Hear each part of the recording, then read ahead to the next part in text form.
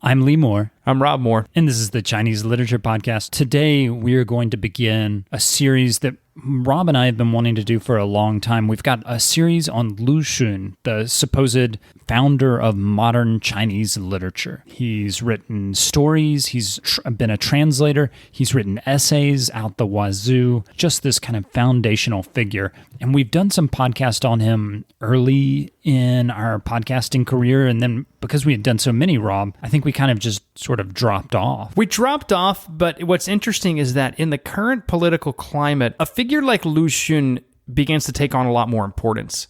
Because Lu Xun is sort of the hero, the literary hero of modern China. I remember when I was teaching in China at the university, I would always have an activity at the beginning of one of the classes where I'd have students rank in order from greatest to least great 10 Chinese figures from history, all the way from like Lao Tzu to the first emperor Qin Shi Huang, up to like Jackie Chan, just all over the map. And every single group, without fail, put Lu Xun in the top 3. He's considered this revolutionary, the voice of China, the whole thing. Well, so in our current climate, what does the voice of China sound like? And when you go back and read Lu Xun, he's such a rich and complicated writer that none of the narratives that people typically use to describe him work. And so we wanted to really tease that out and study it and dig into it and not just sort of either jettison it or accept it. And we've been telegraphing that we were going to do this series for a little while. Rob, I think that's a great way to think about what we're going to try and do with this podcast series is, I don't know how much we as podcasters can revise the canon, but we're trying to rethink Lu Xun. We don't want Lu Xun to just be the same old Lu Xun that's taught in Chinese literature classes in both the U.S. and I think largely in the PRC as well. In the PRC, Lu Xun, you use the word revolutionary. He's largely seen as this not progenitor of the Chinese Communist Party, the CCP, but this kind of early figure who helped it along. And certainly Lu Xun was a big fan of a lot of socialist ideas, but he refused to join the CCP, and he died in 1936. As we start out, we should mention he was born in 1881, died in 1936 of tuberculosis. For Mao, Lu Xun is really the go-to writer, and because it's Mao's go-to writer, he becomes the PRC's go-to writer. And even today, there is this very rigid way of understanding Lu Xun in the PRC, right, Rob? There is, but here's what's interesting about some of what's rigid about Lu Xun, is that it can be true if you think through it enough. So, for example, the narrative of him being revolutionary, the way he was supposed to have been revolutionary, in retrospect anyway, was that he was trying to wake China up from its slumber, from its subjugation to foreign powers, et cetera, et cetera. Now, so he's this nationalistic figure, right? Nationalistic figure. Now, it's not incorrect to say that that was one of his goals, and it's also not incorrect to say that Lu Xun still has the desire to wake people up. The question is, to what? And so that's a lot of what the series is going to be dealing with, is to say that Lu Xun did in fact have this as at least one of his goals, and you can still read him this way. The trick is that he's waking us up to something far more complicated than is usually understood. And the way that he is understood in the PRC and in a lot of classrooms in America is that, okay, this is how you have to understand him, and he has to fit into this box, and you cannot go outside of that box. You cannot think about him in any other way. And that's ghettoizing him in a couple of different ways. I mean, Rob, you mentioned he's oftentimes kind of talked about as the voice of China, the voice of early 20th century China. The problem with that is that he only becomes this Chinese figure, and only Chinese folks read him. Not even in Taiwan, actually. He's kind of ignored. He's not really an important figure. This politicization of Lu Xun makes him, he doesn't travel very well outside of China, and I think the reason for that is because he's been so politicized in China that you can only think about him as waking up the nation. But in fact, one of the things we're going to try and do with this series, and I don't know if we're going to accomplish it, but I want to say, we should all be reading Lu Xun. We should all be thinking about him, whether or not we're interested in China. Now, this podcast is mostly folks interested in China, but I want y'all to maybe go pick up a copy of Lu Xun. We have some issues with the translations available of Lu Xun, but still go pick up a copy of Lu Xun. Understand him, read him alongside Joyce, read him alongside Proust. Understand Lu Xun as a modernist writer, not as the voice of China. Or you can understand him as the voice of China if you want. But he's so much more than that. I would adjust that slightly and say that he's both. Our point is that, like Joyce, like Proust, to some extent like Kafka, he's both the voice of a particular culture, people, and time, and also way past that. If you read Proust, you're reading France. I mean, it's deep into French culture and geography and everything, but it's so much bigger than that. And Joyce, you don't have to same thing. You don't have to care about Ireland. You don't have to care about France to read Joyce and Proust. They're taught outside of that national context. Right. I think Lu Xun should be taught in modernism courses in English departments. Agreed. As their peer, every bit their peer. And what makes them all so rich is you can read Joyce as the great Irish writer. You can read Proust as the great French writer. Lu Xun as the great Chinese writer. Or you can go way further afield and just read them on their own purposes. And you're going to hear, dear listener, in this series from some esteemed guests, esteemed guests.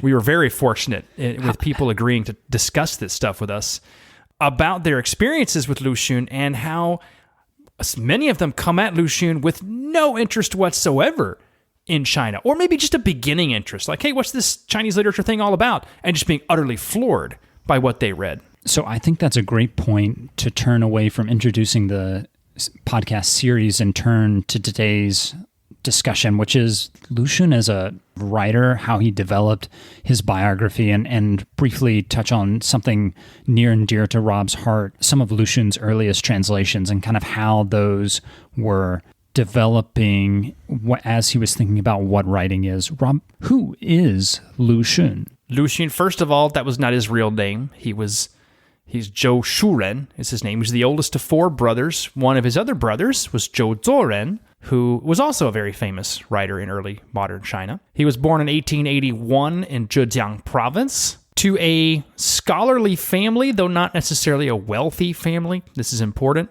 They had lost a lot of prestige and money over the past couple of decades, and whereas before they had been rich, afterwards, by the time Lu Xun is kind of hitting his stride educationally, they're getting really poor. Actually, a lot like Joyce, a lot like James Joyce. Yeah, a lot like James Joyce, that's true. His father died of alcoholism when Lu Xun was 16, and this is one of the things that inspired Lu Xun to study medicine. In 1898, he entered the Jiangnan Naval Academy. This is an important development because a lot of scholars like Lu Xun in the late 19th century studied in institutions that were founded by Western powers or funded by the Chinese government to act like institutions founded by Western powers because they couldn't necessarily get where they wanted to go through the traditional route of the civil service exams and appointment to government office. They went into things like translation or, in Lu Xun's case, studying medicine. And at the Jiangnan Naval Academy is where he discovered Western literature. He discovered Huxley's Evolution and Ethics. He discovered J.S. Mill. He read Ivanhoe, things like this. After that, he went to study in Japan in 1902. It was while he was in Japan that he had what we will discuss later on in a much longer podcast, was a sort of awakening, a realization that China was not where it should/could be. He had gone to study medicine as a way to save his father or to save other people like his father. That failed, and he came to distrust traditional Chinese medicine because of it, but then also to realize something was deeply amiss. And he believed literature was the answer to that problem. If I remember correctly, he went to Japan thinking he was going to fix China by fixing the bodies of Chinese people, and he left Japan thinking that that was not the solution, that he had to become a doctor of the soul to fix China. And he thought that literature was the way to fix the souls of Chinese people. Now, thus far, this plays pretty closely to the traditional narrative. I mean, none of this stuff is surprising. If you study Lu Xun at all, you're going to be nodding at everything we've just said. By traditional narrative, you mean the narrative that's taught in the PRC in the U.S.? Right, that traditional narrative. But what's interesting about it is that it's precisely this point where if you actually read what Lu Xun thought was going to allow him to be a doctor of the soul in this period was a little bit different. What we do not have in this very early period of his career is anything like the later stories and essays that made him famous. In 1901 and 2, he produced 2 translations. There's a third, but I don't think he ever even finished it, of Jules Verne novels. Jules Verne, the French guy. Yeah, the French science fiction. Around the World in 80 Days, Journey to the Center of the Earth. I think, regardless of what you think about Jules Verne, I think you'd have to agree that's a weird choice for the thing that's going to wake a country up. If I said, you know what the U.S. needs today? You know what it needs, Lee? It needs some Jules Verne. So just to clarify, Rob, what you're saying is that he's in Japan, he's swirling in this series of thoughts about China and how to make China, I'm going to just use the term and recognizing the politics of it, but he was thinking about how to make China great again. Eventually, he would go on to write these really important works that even today, when kids read Lu Xun in China and in the U.S., they go, that's making China great again. But that's not going to come till much later in his life, 1919. About a decade earlier, he starts translating Jules Verne as a way to make China great again. That's more or less it. Jules Verne is not the sort of writer that you would think would start a revolution. It's fun science fiction. That's about it. But Lu Xun saw something that he felt was super, super important. What was it that he saw? What was it that he saw? Well, that's a good question. He has a preface to his translation of From the Earth to the Moon. It's about a bunch of Civil War veterans who decide to build a cannon that can shoot a shell to the moon. Lu Xun writes a preface to this one in which he explains what he believes is the point. In fact, he even says, if China is to develop, it must begin with science fiction, not the rallying cry you would expect to hear if you've read Lu Xun before. But here's why. Now, we're not going to belabor this. I'm not going to drag you through the entire translation or anything. He has a little quote about how, wow, science is super important if we're going to catch up with the West, if we're going to be modern and cool. And then he says this, the common person has difficulty bearing science, and even before having finished reading, wants to drift off to sleep. The power of fiction is its ability to play the fool and allow even the most abstruse concepts to penetrate deeply into mind and sinew without causing weariness. It stimulates people's emotions and allows them to think without great effort. It eliminates superstition, reforms thought, and rescues civilization. Lee is, if you've listened to the podcast, famously not a fan of science fiction as a genre. I can see him reading this quote and cringing in his seat. But here's what's interesting to me about, and this is why I suggested we start with this quote, is that it indicates something interesting about where Lu Xun is starting. So remember his bio, remember where he's coming from, and remember his goal. His goal is, as Lee put it, to become the doctor of the soul, the Chinese people's soul. Now, what he's intending to do with this translation is to kind of Trojan horse science into the popular imagination. Let's make people learn science without actually knowing they're learning science, right? Let's just get it in there. Let's just get some science in people's heads, however we can, and that's going to do it. We're going to get it there. It's an incredibly simplistic idea of how to reform a country, right? All people need is a little science. We can make it fun and cool and interesting, and I think we've got it. I think we've got this nailed. All people need is a little bit of science, but it's, when you give a dog a pill, you wrap it in peanut butter. So science fiction is the way to get science into them? Science fiction is the peanut butter dog pill of late Qing China. That's exactly what it is, right? It's almost exactly what it is. He even says effectively, let's not make people think too much. The exact quote is here that it can penetrate deeply into mind and sinew without causing weariness. It stimulates people's emotions, and I love this, allows them to think without great effort. So they're going to think new things, but they're not going to have to try really hard. Like, let's not push them too much, right? All we need is the right books, and they're going to be good to go. I mean, he's kind of arguing this based off of his discussion of earlier Chinese literature. That is, yes, Chinese literature is part of the problem, he says, because it's only fiction. It's essentially told lies to the Chinese people.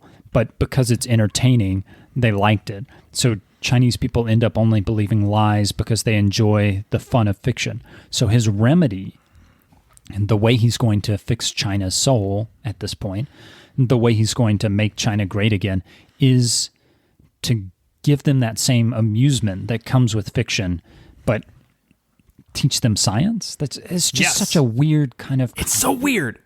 And this is why I love starting here. This is not the Lu Xun you're used to. If you've read Lu Xun, the idea that what Lu Xun wants is to amuse people and give them new thoughts. Negative. Yeah, it's weird for me because none of this is science, right? Like Jules Verne is not really teaching. I mean, that's my understanding of Jules Verne's is there's very little science involved. There's a ton of science in Jules Verne. Is there? Okay. Yes, there's a ton of... It's like it's mostly science. That's why it's so boring. He has entire chapters with nothing but things he culled from research in the National Archives and the science magazines he got. That's like so. This is Jules Verne is kind of like Moby Dick writing about the whale and that long chapter on. Okay. Yeah, Jules Verne was famous in France. He was one of the first to say, you know what, you can actually master a subject without actually studying it. You can just read what really smart people wrote about it, and that's totally enough. And so he had subscriptions to tons of different science journals. Like. Yeah. One of the things that gets really wearying is that sort of Herman Melville Moby Dick approach. In From the Earth to the Moon, for example, this group of Civil War nuts, U.S. Civil War nuts, they decide to create this cannon and shoot a thing to the moon. The next chapter, if I remember correctly, is just like a whole history of ballistics. Like, who cares? It's so boring. But the important thing here is that Lu Xun sees here, see, there's something that sounds like the fiction we're used to, but Jules Verne throws enough science into it that it's not just that, right? It's going to feed their heads a little bit, but they're still going to have fun. The one thing I want us to take away from that is that Lu Xun has this almost naive faith in people's ability to be made better by what they read. So you just give them a fun story with either good morals or good ideas, and they're going to change. That's all you really need to do. He really believes, or seems to believe, that if he translates Jules Verne well, he's going to knock it out of the park. I'll start wrapping this up so we don't get way too deep in the weeds, especially because our next podcast is going to be a discussion with one of the great scholars on the subject of modern China, modern Chinese literature, and that's Theodore Hüters, about something else that Lu Xun wrote in 1908. And so we're going to leave some of our reflections for that. But for now, I want us to think about the early Lu Xun as, frankly, almost like a kid, right? He's being exposed to new ideas. He's traveling. He's realizing things for the first time. And he's coming away from this with this extremely romantic idea that if you have the right books, everything is going to get better. That's the Lu Xun in 1902. What this podcast and the whole series is going to try and do is we're going to try and present Lu Xun in a way that you haven't seen before. We're going to try and represent him. This ain't your Lao She's Lu Xun, right? This is a Lu Xun that kind of gets buried in some of the discussions in the textbooks. My hope is that folks who haven't read Lu Xun will become more interested in him, and folks who have read Lu Xun will go back and reread him. And make sure, if you're enjoying this podcast and the rest in the series, you give us a shout out on your favorite podcasting platform. Reviews are very helpful. Spotify, also look for us iTunes, Spotify, whatever you're using. Also, make sure you look for us on Twitter and Instagram. We went through a real dry spell where we didn't put anything on there, but we're back on the horse. That's on Twitter, ChinLitPod, Chinese Literature Podcast, and on Instagram, Chinese Lit Pod. Tune in to make sure you can find out what's going on. And of course, we are still on Patreon at Chinese Literature Podcast. Look for us there as well. I'm Lee Moore. I'm Rob Moore. And this is the Chinese Literature Podcast.